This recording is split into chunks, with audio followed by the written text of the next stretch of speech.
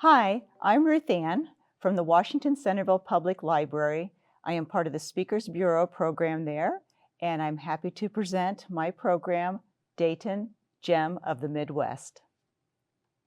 In 1789, General Jonathan Dayton, General Arthur St. Clair, General James Wilkinson, and Colonel Israel Ludlow purchased the land between the Great Miami River and the Mad River. Due to Indians in the area, it wasn't until March 23, 1796, that three parties, consisting of 36 people, started out from Cincinnati to make a settlement there. The first party, led by Benjamin Van Cleve, landed at what is now St. Clair Street on April 1, 1796. The settlement was laid out by Daniel Cooper in 1803 on the south side of the Great Miami River. Until 1804, the nearest post office was in Cincinnati. Benjamin Van Cleve was the first postmaster in Dayton, with the post office in his home at First and St. Clair Streets until it outgrew the space. It moved around to 9 separate locations before it had its own building at 5th and Main Streets in 1892. Eventually, it outgrew this building, and in 1915, the post office moved into a new building at 3rd and Wilkinson Streets, where it resided for decades until moving to East 5th Street. In 1818, the first weekly coach service was started between Dayton, Franklin, Middletown, and Hamilton. By 1825, a line of stagecoaches ran through Dayton to deliver the mail between Cincinnati, Dayton, and Columbus, once a week. Soon, there were enough passengers traveling that the mail began being delivered daily. Weekly passenger and mail service between Cincinnati and Dayton was the beginning of the Dixie Highway. The Miami and Erie Canal opened in 1829. It entered downtown from the south, then angled to the northeast at 5th Street, continued toward the Great Miami River, just east of downtown, where it crossed the Mad River on its way to Troy. It was the principal means of transporting goods, so entrepreneurs built factories along the canal. In the 1830s, trains came into use in Dayton. By the 1850s, railroads were being used to transport goods, and in 1877, the canal was abandoned. Patterson Road is where the canal once was. In the early 1900s, Dayton was one of the leading traction car centers in the country, providing service to more than 4 million passengers. It was a fast and convenient method of transportation. But in a few decades, it was replaced by automobiles and buses. 100 years later, Ohio's first trackless bus service began in Dayton with electric trolley buses. Dayton's first public school opened in 1831, and the first high school opened in 1850. Central High South was located on South Wilkinson Street, and its first graduating class in 1854 consisted of 2 students. Orville Wright and Paul Laurence Dunbar both attended school there. The high school was converted to an elementary school in 1894. In 1896, James Patterson established the first kindergarten in Dayton. The following year, Patterson began his program of boys' gardens, where each boy was assigned a lot and supplied with seeds and tools. The program was adopted by factories, schools, and other organizations around the nation. August 15, 1878, Dayton's first public hospital, St. Elizabeth Hospital, opened in a remodeled house on Franklin Street. A few years later, needing more space, a 200-bed hospital was built on Hopeland Street. After many decades, St. Elizabeth closed in 2000. February 18, 1878, the first telephone in Dayton was demonstrated. The Western Union was wired to the Beckel House Hotel, and both locations were packed with unbelieving citizens waiting in lines to listen to the voice of someone 2 blocks away. The earliest directory held the names of 10 subscribers. Around 1879, the first telephone exchange was installed at Kefauver's Brothers. Dayton's first library was located in Benjamin Van Cleve's cabin. The first permanent facility was opened in 1887 with 26,000 volumes. In 1911, Andrew Carnegie offered Dayton Public Library $65,000 to build 2 branches. 50,000 books were lost in the 1913 flood. Carnegie sent another $15,000 in new books. The West Carnegie branch was the first branch to open in 1914 on West 5th Street. 1799, Dayton's first church, First Presbyterian Church, started, with 10 people meeting in a log cabin. In 1838, a faction split off to become the 3rd Street Presbyterian Church. In 1919, the two came back together and became Westminster Presbyterian Church. The emergence of downtown. This is what Main Street looked like in 1866 and the late 1890s. In 1900, there were a large number of single-family homes and many manufacturing plants in the downtown area. The center of downtown was at Main and 3rd Streets. By 1920, the downtown area was comprised of more businesses and less houses. Housing subdivisions had opened up west across the Great Miami River in Dayton View, north in Upper Riverside, and south in Oakwood. The flood of 1913 had chased many people out of the downtown area. Even so, in the 1920s, there was a strong manufacturing base, well-developed neighborhoods, and in 1920, a population of over 152,000 people, which grew by another 50,000. The downtown prospered. But as the decade went on, there was a decline in the downtown area. The largest contributing factor to this was the automobile and the post-war move to suburbia. Factories and the wealthy homes that dominated the downtown area eventually gave way to more retail, banking, and entertainment establishments. With the opening of Interstate 75 in 1956 and the increased population in the suburbs, merchants saw an opportunity there. New shopping centers opened, such as Town and Country Shopping Center. In fact, between 1950 and 1958, 10 shopping centers were built in the suburbs. Then, in 1966, the Salem Mall was constructed, followed 3 years later by the Dayton Mall. Over the years, there have been additions to the downtown area that have been a success at bringing a large number of people there. These include the Schuster Center, Fifth Third Field, and Riverscape. Now I would like to talk about some important businesses from Dayton. First, the Dayton Rubber Manufacturing Company. It opened in 1905, selling garden hoses and jar rings. 3 years later, the company introduced the airless tire for automobiles. In 1934, the company created the first American tire made from synthetic rubber. The company's name was changed to Dayco in 1960. Dayton Power and Light. They began in 1911 and just a few years ago was renamed AES Ohio. National Cash Register. In 1884, for $6,500, John H. Patterson purchased the National Manufacturing Company from James Riddy, who had invented the cash register to prevent employee theft at a restaurant. Patterson renamed the business National Cash Register. The company did not formally become NCR until the early 1970s. In 1888, Patterson built his first factory near Main and Monument Streets. Patterson was a pioneer.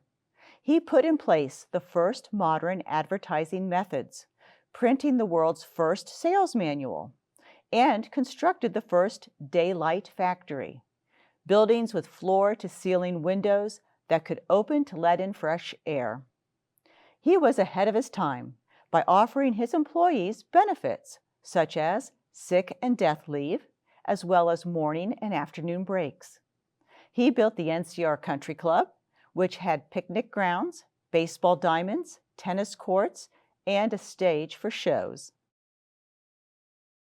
In 1904, Charles F. Kettering was recruited to work at NCR by Edward A. Deeds, who was an NCR supervisor.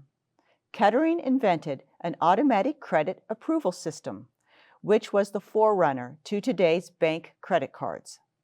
This was his first patent at NCR, and Kettering also devised a system that electronically connected multiple cash registers, allowing managers to total all register sales with the pull of a single lever.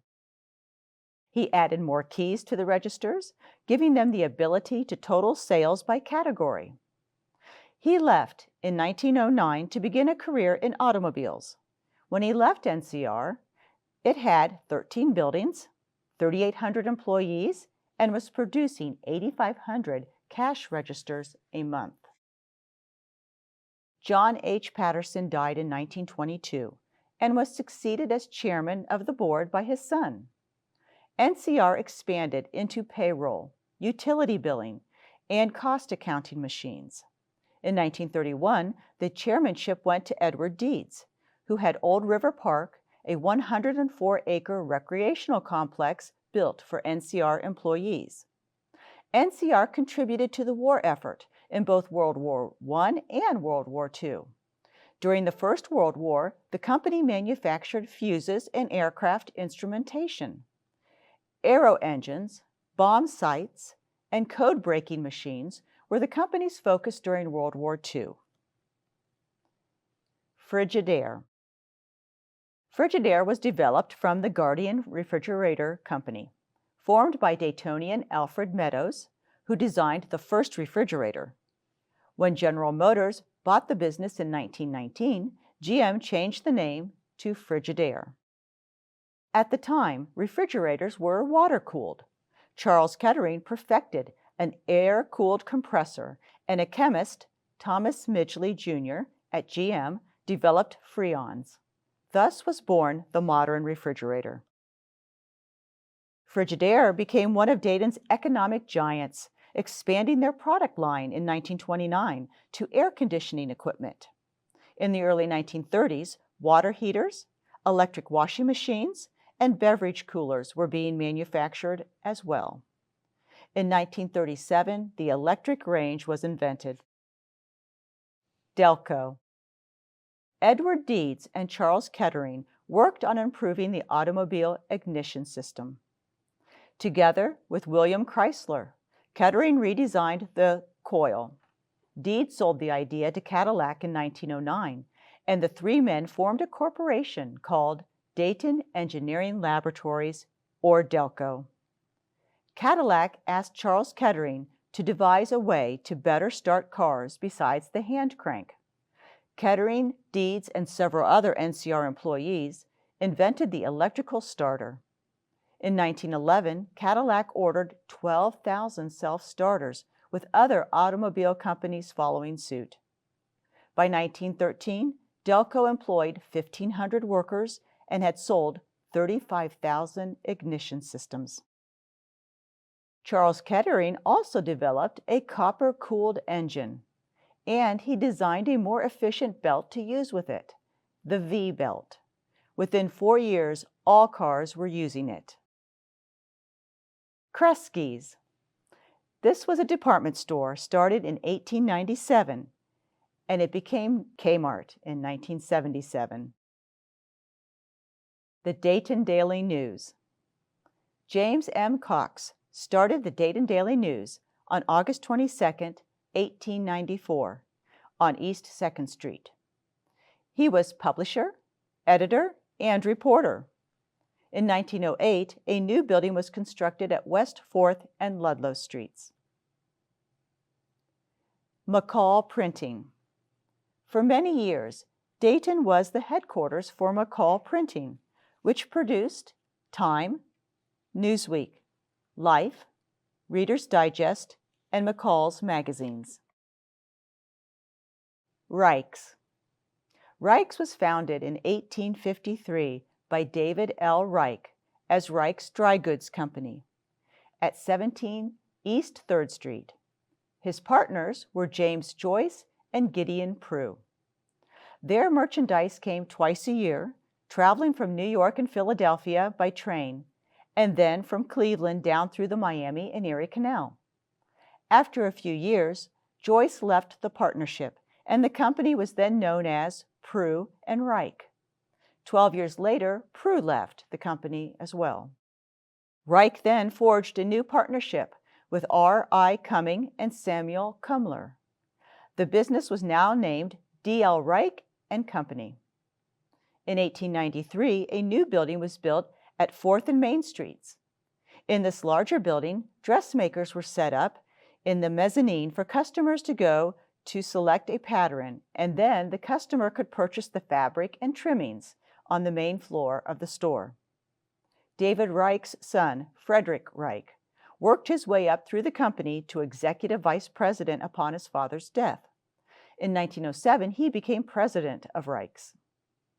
In 1908, the store was named Reich Kumler Company, and in 1911, a new 7-story building was built at 2nd and Main Streets.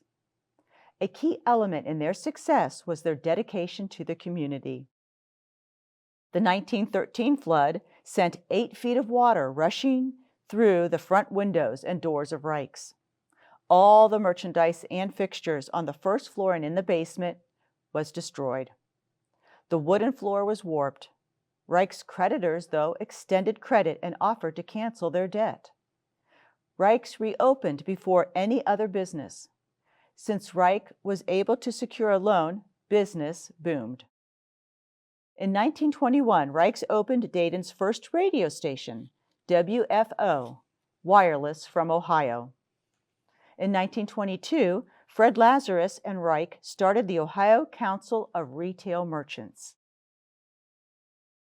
In 1923, Reich's held its first toy parade on Thanksgiving Day. The event took nearly a year to plan and involved over 1,000 of Reich's employees. It lasted until 1942, when the Army needed the trucks and men. During World War II, Reich's devoted many hours to the war effort. One contribution was selling war bonds. Reich's was among the first businesses to establish a 40-hour, 5-day work week. In 1947, Fred Reich died, and a 9-story addition was added to the store.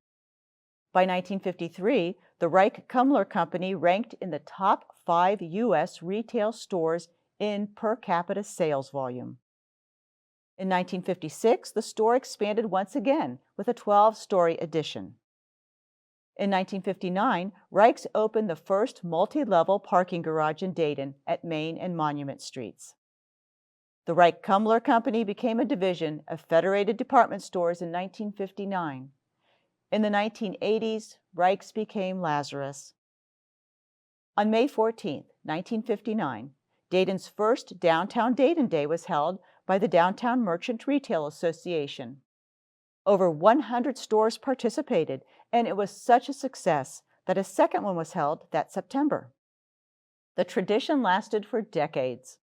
In 1959, there were 300 retail outlets in or near downtown.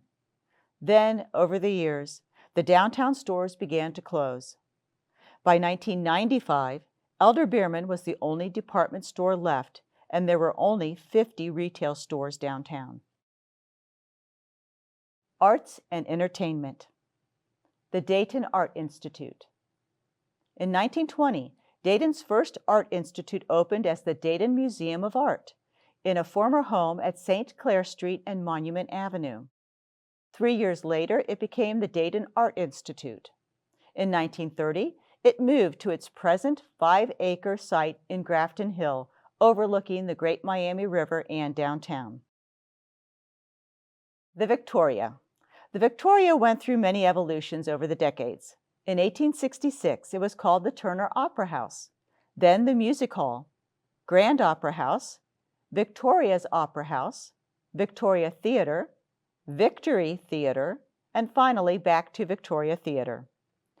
It started with live shows until motion pictures came along in the early 1900s. From 1930 to 1960, it was primarily a movie theater. After closing in 1971, it was purchased in 1978 by the nonprofit Victory Theatre Association. Today, the Victory presents touring Broadway shows and concerts, and it is one of the oldest, continually operated theaters on the continent. Dayton Philharmonic Orchestra. The DPO began life as the Dayton Chamber Orchestra in 1933. It is one of the Miami Valley's oldest and longest-standing cultural institutions.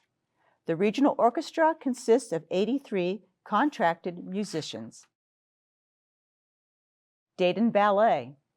The Dayton Ballet has gone through many name changes. It started out in 1927 as the Schwartz School of Dance. Then it became the Dayton Theater Dance Group in 1941. The name changed to the Civic Ballet in 1958, and then in 1978 became the Dayton Ballet. Dayton Opera. Founded in 1960, the performances were presented in Memorial Hall until 2003, when it moved to the Schuster Center. Opera stars who have appeared in Dayton include Martina Arroyo, Deborah Voigt, and Placido Domingo. Dayton Opera offers a professional training program and an artist-in-residency program. Dayton Contemporary Dance Company. Founded in 1968, it is the 10th largest modern contemporary dance company in the U.S., and the company has toured the world. The Schuster Center. It opened in 2003 on the former Reich's Department Store site at 2nd and Main Streets. It is the permanent home of the Dayton Philharmonic Orchestra, the Dayton Opera, and the Dayton Ballet. Memorial Hall. Memorial Hall was built in 1910 as a memorial to the veterans of the Civil War. For decades, it was the primary venue for concerts, shows, and graduations. It also functioned as the headquarters for the Dayton Philharmonic Orchestra and the Dayton Opera. Carolyn Historical Park. An outdoor history museum that showcases much of Dayton's legacy to the world. Here are a few of the exhibits you will see if you visit there. Over 250 intricately designed brass, nickel, and wood NCR cash registers on display. The Newcomb Tavern, which is Dayton's oldest surviving structure. It was built in 1796 for one of the first settlers, Colonel George Newcomb and his wife. Its original location was at the corner of Main Street and Water Street, which is now Monument Avenue. It had a room upstairs and one downstairs. 2 years later, Colonel Newcomb added 2 more rooms to the cabin and opened a tavern. Newcomb's home held Dayton's first court sessions, as well as church services and council meetings. The log cabin was moved to Van Cleve Park in 1894, and then 70 years later, it made its permanent move to Carolyn Park. You can also see the 210-ton Corliss steam engine that produced electricity to power the NCR factory in the first decade of the 1900s.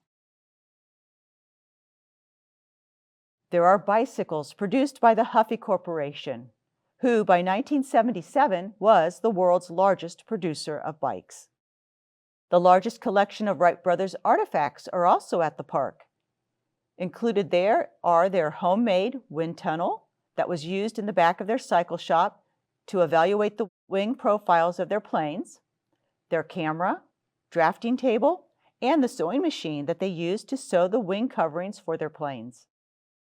The 1905 Wright Flyer 3, which is the only aircraft designated a National Historic Landmark, can also be seen there. The Deeds Carolyn was dedicated on August 23, 1942. It was funded by Edith Deeds as a tribute to her husband, Colonel Edward A. Deeds, and her family. It originally had 32 bells, with 23 electrically rung and inscribed with the names of a living family member. The other bells were silent. There are now 57 bells, and they can play up to 10,000 tunes remotely, or a carillioner can operate the bells via a mechanical keyboard.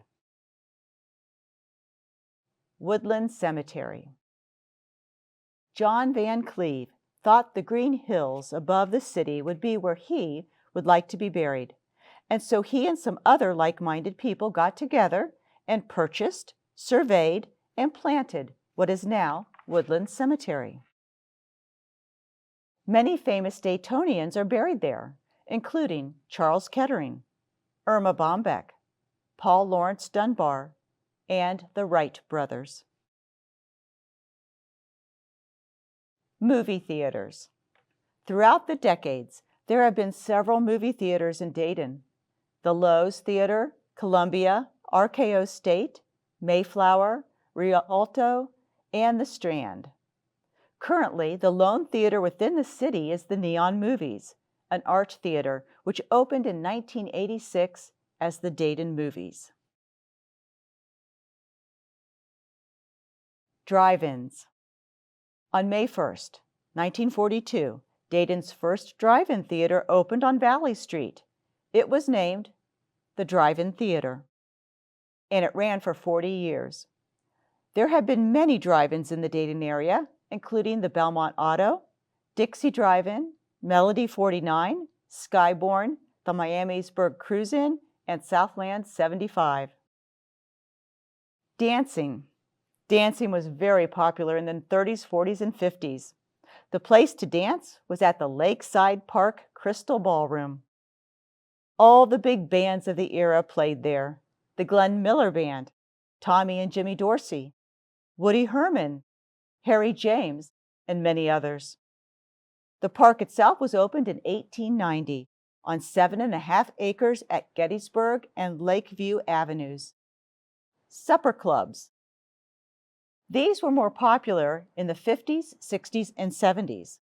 There were quite a few supper clubs in the Dayton area, such as Sut Miller's, the Tropics, and Anarino's, to name a few. Dayton's first radio station began broadcasting in 1921 for 2 hours a day from the window of a radio store in the Beckel Hotel. It was Ohio's third and the nation's 13th station. It started out as WDBS, which stood for Watch Dayton's Broadcast Station. When the station was sold in 1926, the call letters were changed to WSMK. In 1935, Amelia Earhart was interviewed by the station when she was in Dayton for the International Women's Air Race. In 1939, the station was sold again, and it became Wing, in honor of Dayton's aviation history. A very popular DJ there in the 60s and 70s was Steve Kirk. Television. In 1947, the first broadcast license was issued for the city to WLWD Channel 5. Delays set back their first broadcast to March of 1949, which was 20 days after WHIO-TV became the first station to broadcast in Dayton. WLWD broadcast the Dayton Indians baseball games, the first time a Class A team in the country was televised. It also was the first TV station to show automobile racing. In 1976, the station's call letters changed to WDTN. Inventions and inventors. Dayton ranked first in the nation in terms of patents granted per capita as early as 1870. The airplane, December 17, 1903, invented by the Wright brothers. The airplane engine, in 1903, by Charles Edward Taylor. The Wright brothers needed an engine that weighed no more than 200 pounds and Edward Taylor built all the engines used for flight from 1903 to 1911.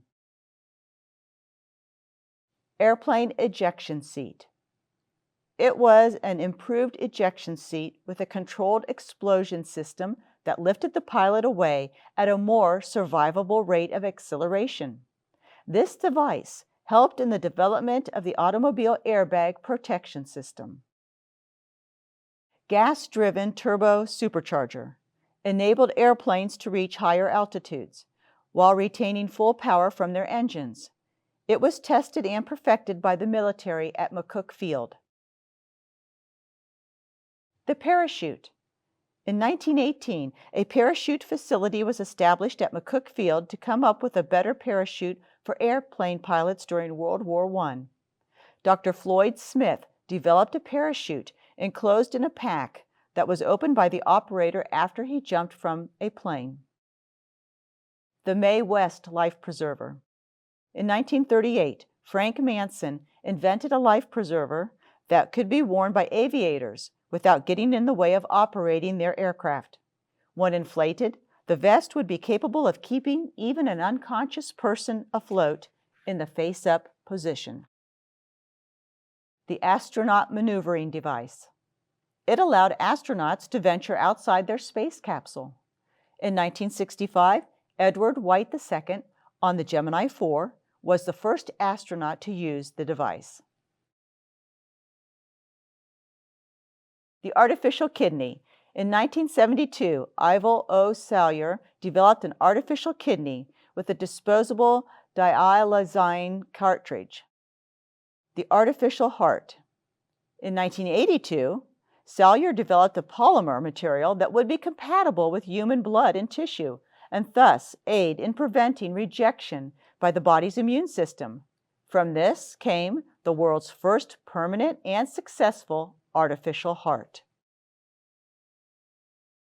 Electric and gas-powered wheelchairs. In 1919, after World War I, there was a great need for a device to help injured and disabled veterans to be able to get around. Levitt Lucerne Custer devised a chair that ran on batteries and then developed a gasoline version in 1942. Moisture-resistant cellophane.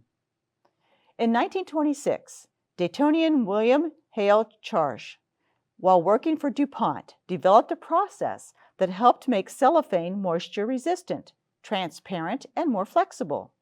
After these changes, cellophane became popular and effective for food packaging. Scotch tape. 1930, while working for 3M, Richard Drew heard of Dr. Scharse's discovery, and that led Drew to the invention of Scotch brand cellulose tape.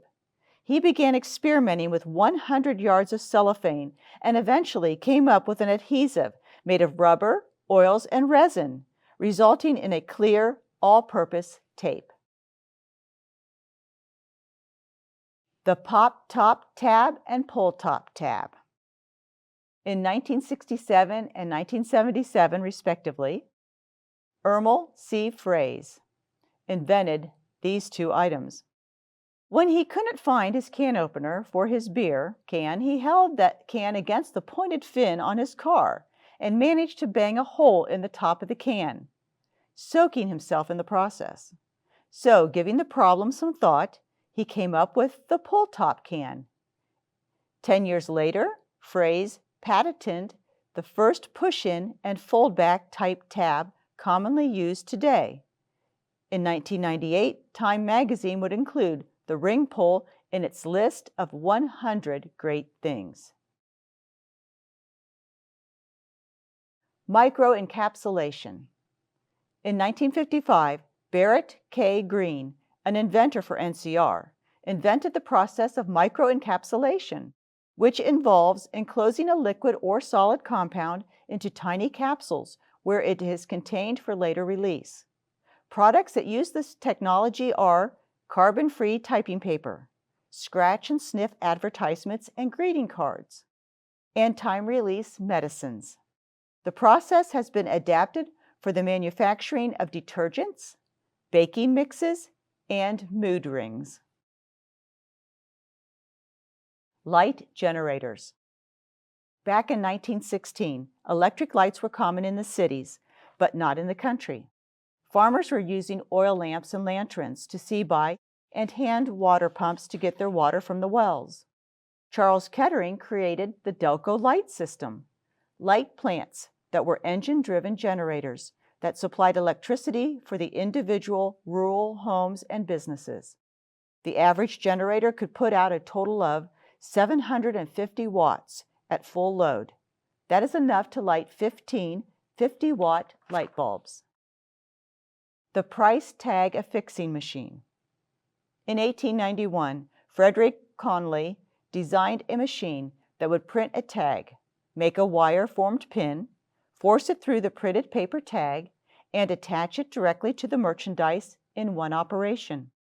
The machine led the way for him to establish his own business, which eventually would become known as Monarch Marking.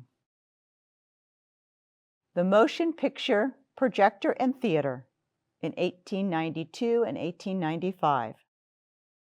Charles Francis Jenkins shot a rapid succession of pictures of the same object. Then he created a device that moved the pictures quickly through the lens of a magic lantern projector. He called it a phantoscope.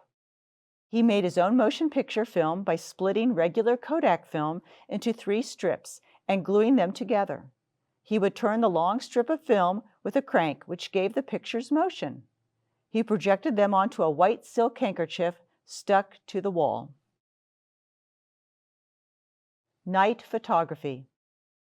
In 1919, while as officer in charge of aerial photographic research at McCook Field, George W. Goddard started the development of infrared and long-range photography. Special shutter and flash synchronizing equipment used to take the world's first aerial night photography was also developed there. In 1962, when the Air Force had trouble obtaining sharp photos at low altitude during the Cuban Missile Crisis, they consulted with Goddard. He recommended using a strip camera.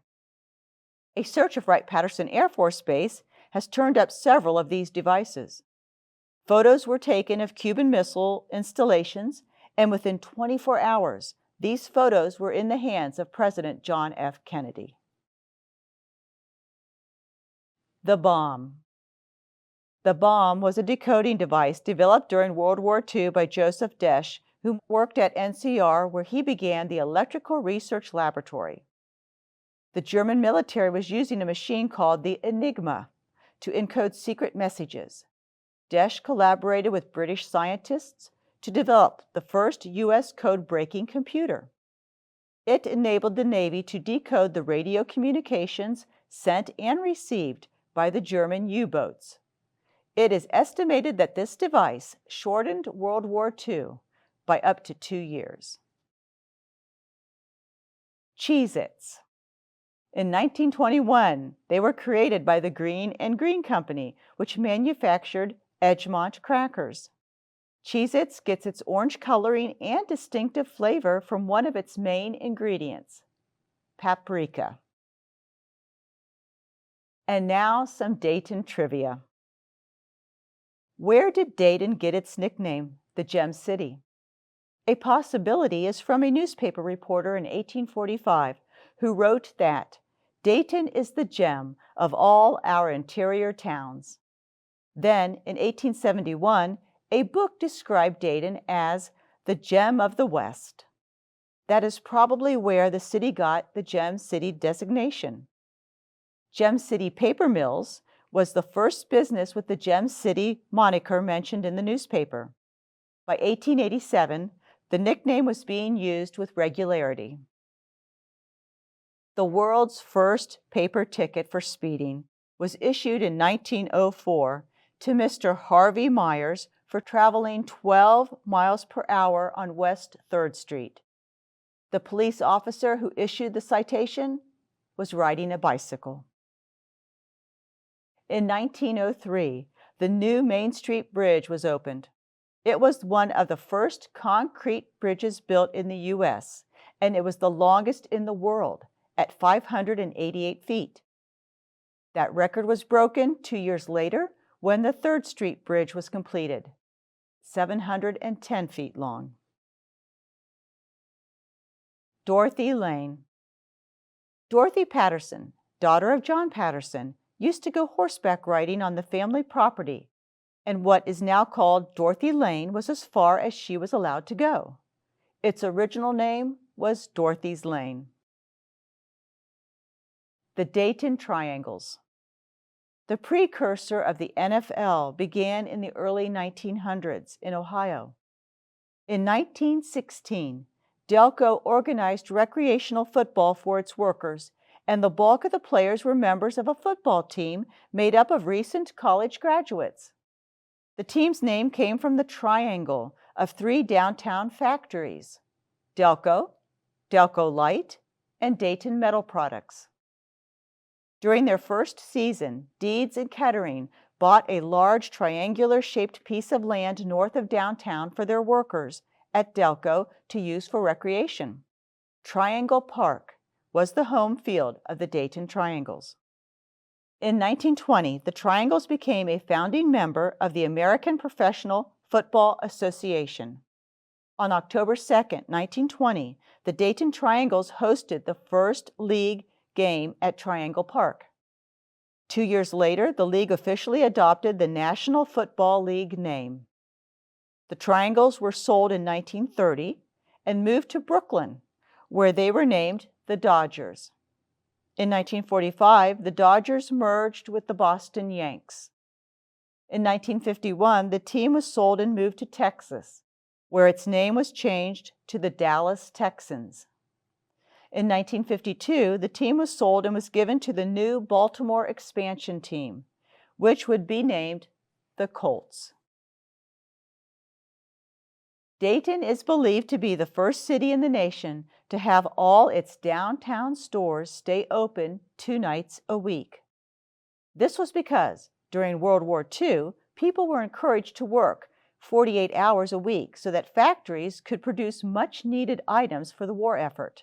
Since many were working 6 days a week and not getting off until 5 o'clock, they had nowhere to shop.